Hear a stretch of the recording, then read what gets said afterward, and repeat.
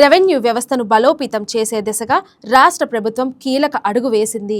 రాష్ట్ర revenue, registration మరియు stamp శాఖ మంత్రి అనగాని సత్యప్రసాద్ 31 మంది జూనియర్ అసిస్టెంట్లకు నియామక పత్రాలు అందజేశారు.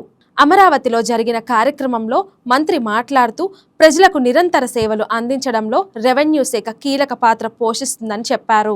రాష్ట్ర వ్యాప్తంగా 114 మంది డిప్యూటీ తహసీల్దార్లను కూడా నియమించినట్లు తెలిపారు. ఇంటి స్థలాల కేటాయింపు నుంచి రైతుకు పట్టాదారు పాస్ పుస్తకాలు, విపత్తుల సమయంలో సహాయం వరకు అన్ని వీధుల్లో నిజాయితీగా పనిచేయాలని సూచించారు.